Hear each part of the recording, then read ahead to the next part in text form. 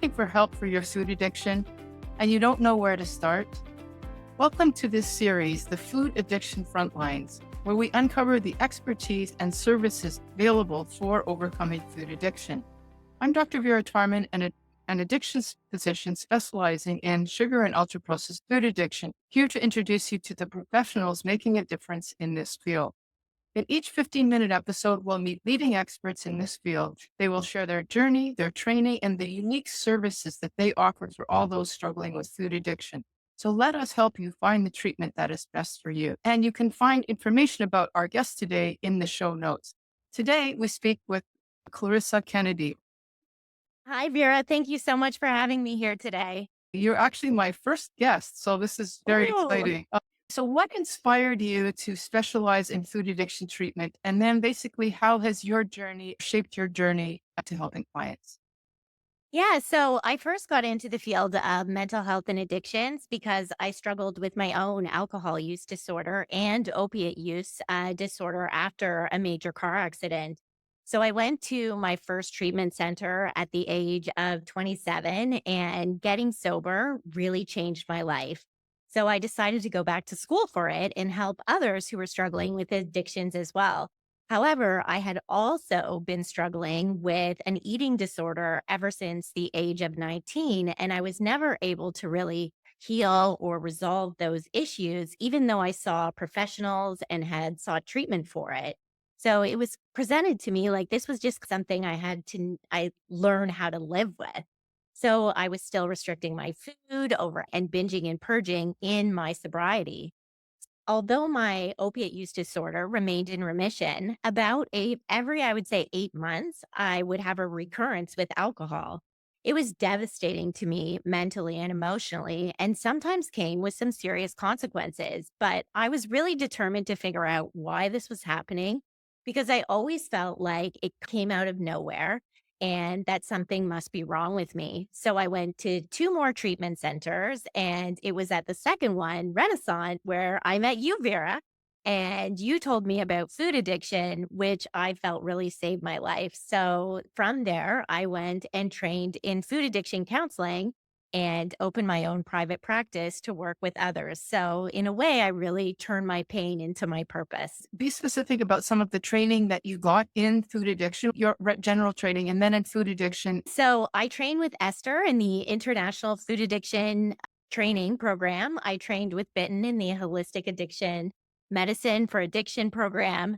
And I'm already a registered clinical social worker with a specialization in working with the Indigenous populations. I have a diploma from McMaster University in Professional Addiction Studies. I'm a member of the Ontario Association of Mental Health and Addiction Studies, and I'm a Befriending Your Body certified professional. I'm also on the team working to get ultra processed food addiction in the International Classification of Uh, Diseases with the World Health Organization. And I ran a treatment audit with Molly Pain Shop where we took about 150 participants through our food addiction treatment protocol. And our findings were published in September 2022 in Frontiers in Psychiatry, called Low Carbohydrate and Psychoeducational Programs Show Promise for the Treatment of Ultra Processed Food Addiction. So this paper is now in the top 2% of papers ever published in wow. Frontier, which is so much more than what we would see in the eating disorder world, and the top 100 papers published of all time. I was also last year, I helped host the world's first ever International Food Addiction Consensus Conference in London in May of 2024 to celebrate the consensus we reached between 37 of 40 international researchers, academics, and clinicians, with 250 delegates and over 350 live stream watchers, where you, Vera, were a featured speaker. And finally, I co host the Food Junkies podcast with you, Vera. And I'm actually launching another podcast in November called Food Shrinks with Molly Painjob and Molly Carmel. I recently finished contributing to a book based on our Food Junkies podcast with Dr. Claire Wilcox.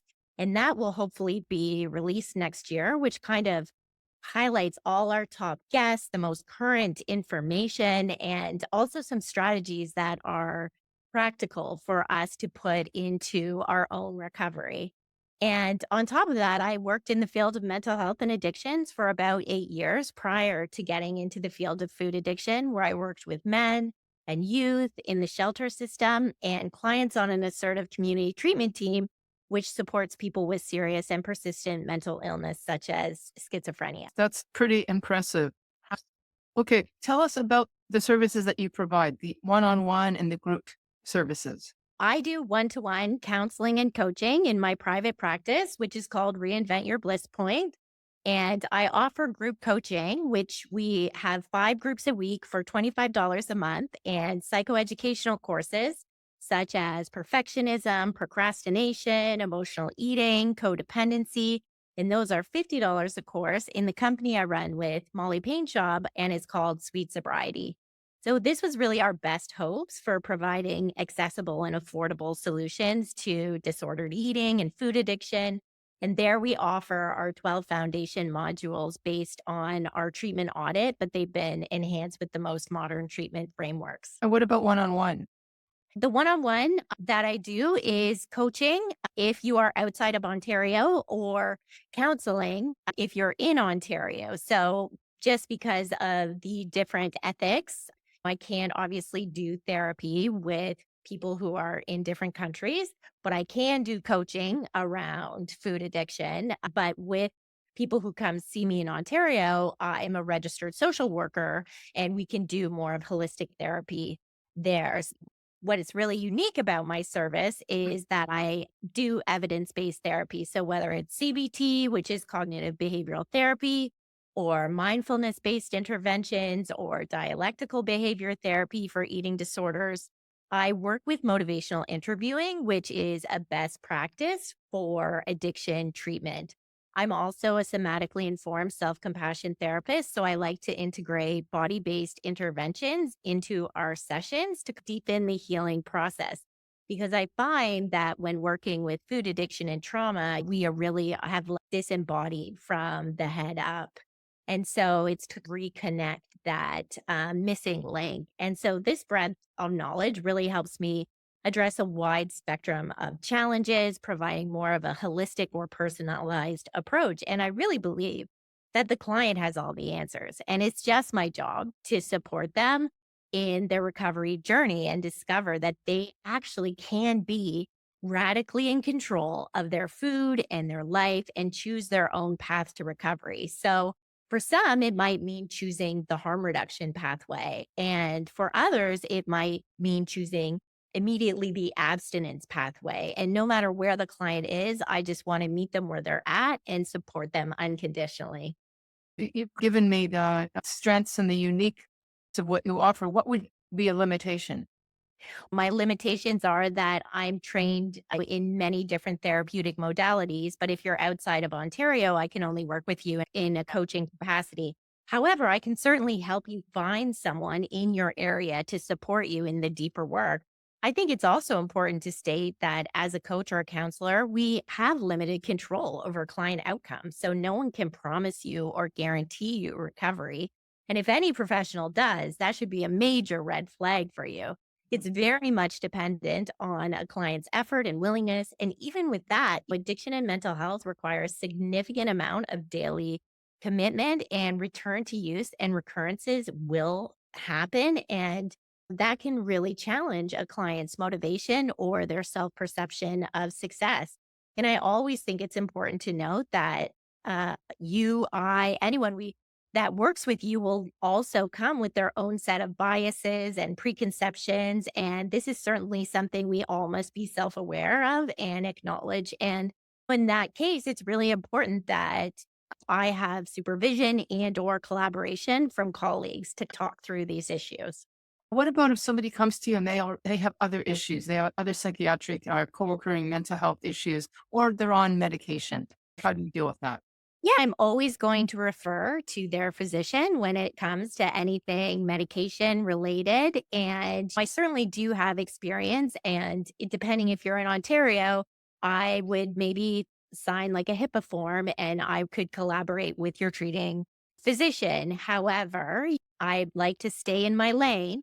And I'm not going to go outside that and try to tell you that if I've never worked with autism or bipolar, that that's something that I can give you information on some resources about. And I can definitely help you navigate the system, which can be super challenging at times. But again, I think it's really important for professionals to just stay in their lane and make sure that you ask them their qualifications. So I have lots of experience working with anxiety, depression, even schizophrenia, but I'm not a psych. So I certainly will always defer to their treating physician or psychiatrist team. Great. Now, what about do you involve family and how do you utilize support systems? Well, you mentioned your sweet sobriety. I think support system is key. And so if that's bringing on board our family member or friends or helping you find a community. So when I work with clients one to one, I usually, and I'm their community, and I try to help them feel comfortable reaching out to me, whether it's through text or email to tell me what's going on. And then maybe we bring them into sweet sobriety and they don't necessarily have to be on screen yet, or we check out some 12-step groups, which might be an appropriate fit for them and see where their comfort level's at. A lot of people will come already maybe in recovery from alcohol use disorder.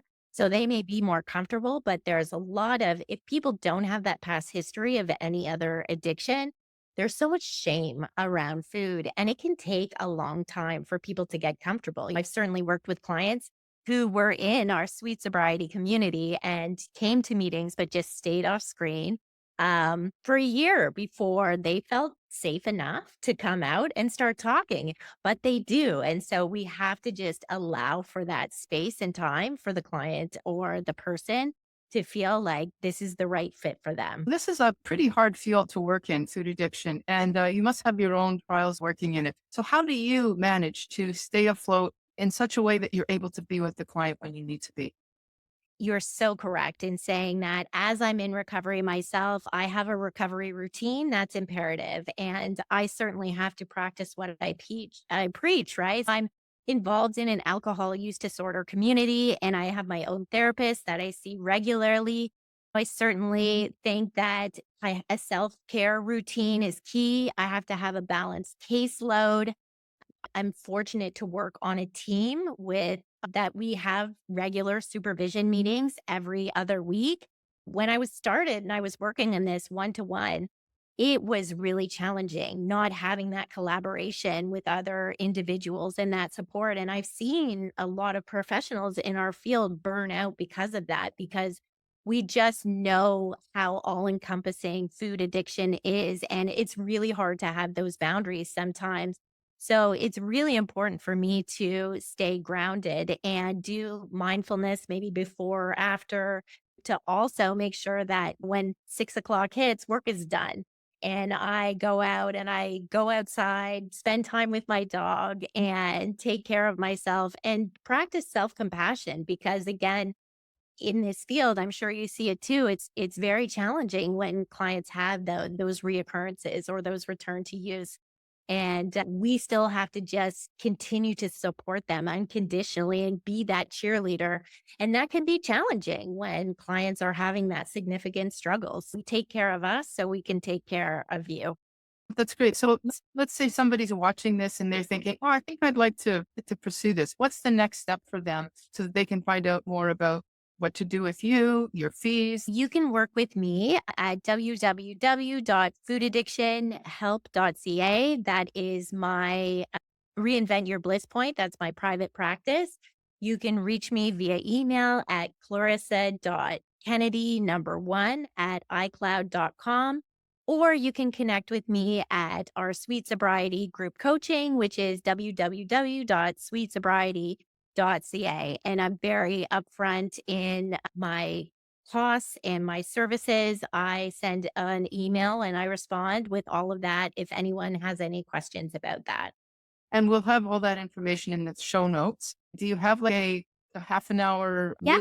I offer everybody a half an hour consultation where you can ask me any questions. And really, this is your time to feel if we are a good fit and if I am going to be the person to support you on your journey. It's free, there's no expectation that we have to work together.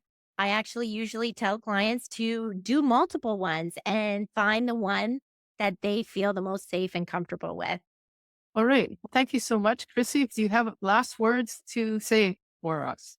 Recovery is possible, and sometimes we need that support because we recover together. Right on. Thank you. Big sugar is the enemy, corrupting the minds of the teens, expelling you not to foresee. Your body's your temple, your mind is your key to a life tapped into happiness. Have it, don't dream it. If only you could see it.